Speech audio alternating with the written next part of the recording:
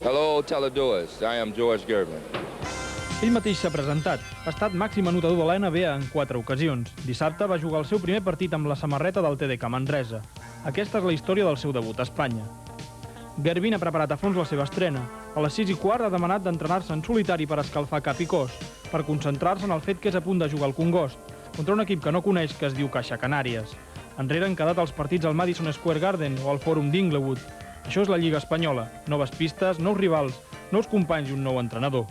Well, I felt good. I came early to shoot Em around, sentia bé. to work He on my vingut d'hora per shot, fer uns llançaments, per treballar el meu tir i per to get acostumar-me a la used pista to, the i coldness in saltar. the gym. Ha estat bé, m'he divertit. It was fun. I had a good time. A la presentació dels equips, el públic manresà aclama el nou ídol. El partit del debut és a punt de començar. El TDK guanya la primera pilota i George Gervin, conegut com l'home de gel per la seva tranquil·litat, només triga 18 segons a fer els 2 primers punts del partit, el seu primer bàsquet de la Lliga Espanyola. A partir d'aquí, la primera part de Gervin és tot un festival. L'exprofessional nord-americà s'esforça per demostrar el perquè del seu palmarès. 13 anys a la NBA, formant part de San Antonio Spurs i de Chicago Bulls. 9 participacions a l'All-Star Game, partit en el qual va ser nominat millor jugador l'any 80. A més, ha estat 5 vegades escollit dins el millor 5 de la Lliga Professional.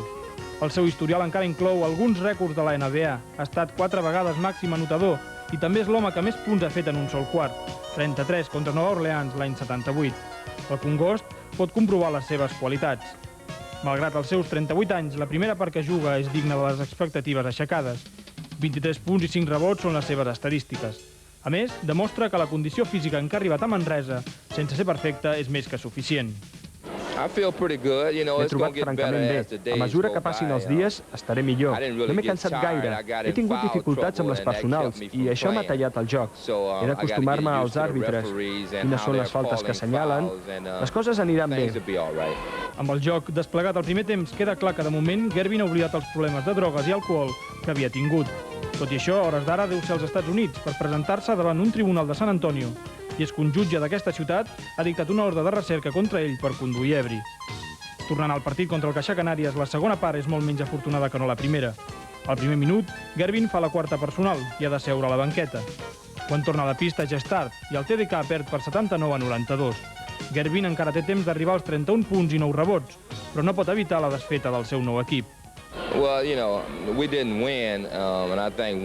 hem guanyat i jo crec que guanyar és la clau de l'èxit. He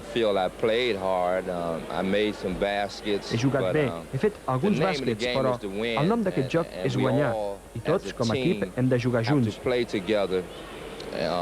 una mica i tindrem un gran equip. L'experiència ha estat positiva, però Gervin necessitarà un temps per acoblar-se a Manresa i acostumar-se a la Lliga. El bàsquet europeu és igual arreu.